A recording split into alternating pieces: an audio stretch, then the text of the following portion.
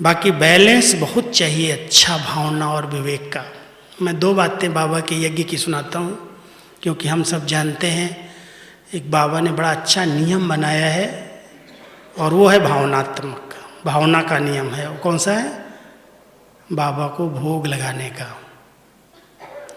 और भोग लगा के ही भोजन खाना, प्रसाद समझ के खाना, एक बहुत भावनात्मक बात है ये।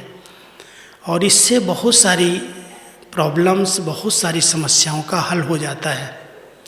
जो सेवा केंद्रों पर, जिन घरों में नियमित और बड़ी भावना से बाबा को भोग लगाया जाता, भोलानाथ उन पर बहुत प्रसन्न रहता है। उनके घरों में, उनके स्थानों पर इतनी कोई भी विघ्न नहीं आते। मन शुद्ध हो जाता, भोजन खाने से तन स्वस्थ हो जाता। तो इसलिए एक नियम भावना का है कि बाबा को भोग लगा करके ही खाना है, ऐसे नहीं खाना। ऐसे नहीं सोचो बाबा तो खाता ही नहीं है। अब विवेक वाले क्या कहते हैं? बाबा तो खाता ही नहीं है, फिर किसको भोग लगाना है? और बाबा कहता है जो तुम खाते हो, अगर मुझे ऑफर नहीं करते हो तो तुम चोर हो, खाते तो बाबा का ही हो। तो जब हम बाबा हमको खिलाने वाला है, तो कम से कम जो खिलाने वाला है उसको ऑफर तो करो।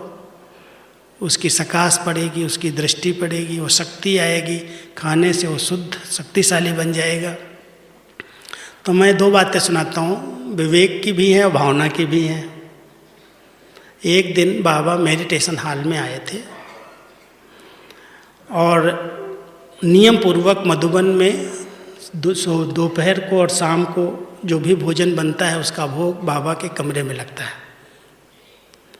कोई बहनें ले आती हैं, भोग लगाती हैं, बाबा के कमरे में जा कर के वहीं भोग की थाली रख कर के योग करती हैं 15 मिनट, और फिर उसी भोग को सब भोजन में मिला दिया जाता है। तो शाम के समय एक दिन बाबा आए थे मेडिटेशन हॉल में।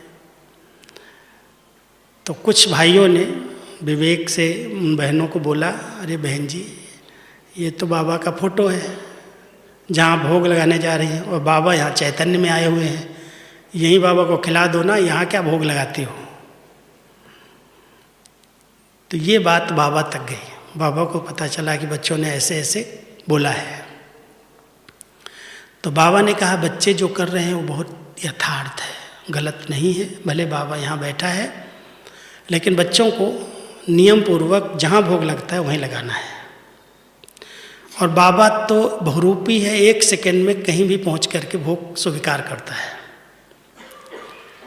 लेकिन बच्चों को ऊंचाई के स्थान पर, परम धाम जो बाबा का घर है, या सूक्ष्म लोक जो बाबा जहाँ पर अभी अव्यक्त वतन में रहता है, अपनी दिव्य बुद्धि से बाबा को के सामने भोग ले जाना है, ऑफर करना है, या बाबा को उत्तर से बुलाना है, क्या हो बाबा इस भोग को दृष्टि दो, सकाश दो, स्वीकार करो। तो बाबा ने बहुत अच्छी तरह से उस बात को क्लियर किया कि भावनाएं हैं, और भावना को खंडित नहीं करना, जैसे चलता वैसे चलना चाहिए। वो बात पूरी हुई। एक दिन बुधवार का दिन बाबा शाम को आए 6-7 बजे। अव्यक्त बाबा का पाठ मधुबन में चलता था, ओम शांति भवन बना था। तो ओम शांति भवन में बाबा की पधरावनी शाम को हुई, और सुबह करीब गुरुवार के दिन 8, साढ़े 8 बजे तक बाबा बैठे थे। तो सवेरे बाबा को बताया, दादी जी ने आकर के, दादी जी ने बाबा को कहा कि बाबा अभी आपको विदाई देंगे, और फिर गुरुवार है, आज भोग लगेगा। भोग का प्रोग्राम होता है सतगुरुवार को सवेरे। तो बाबा बड़े मुस्कराए और कहते, फिर बाबा यहाँ बैठा है, फिर किसको भोग लगाएंगी? अभी ले आओ, जो भोग बनाया अभी ले आओ, अभी बाबा को खिला दो। देखो यहाँ पर कैसे विवेक और भावना का बैलेंस है।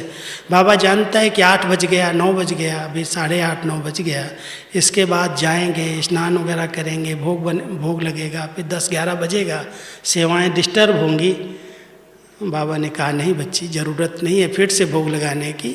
जब बाबा बैठा है, जो भोग बनाया है ले आओ, बाबा को खिला दो। हम सब देखें कि बाबा हम सबको एक पलड़े में ऐसे नहीं रखता है कि भावना है तो भावना के पीछे ही बह जाओ, या विवेक है तो भावना को यूज न करो। दोनों का बैलेंस सिखाया बाबा ने। ज्ञान और योग दोनों के बैलेंस से चलना है। ज्ञान के बिना योग नहीं, और अगर योग है और ज्ञान नहीं है तो भी वो योग भक्ति हो जाएगा।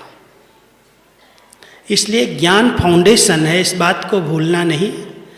लेकिन ज्ञानी तो आत्मा बन करके सिर्फ सूखे नहीं बन जाना। कई लोग सूखे, एकदम सूखे योगी बन जाते हैं।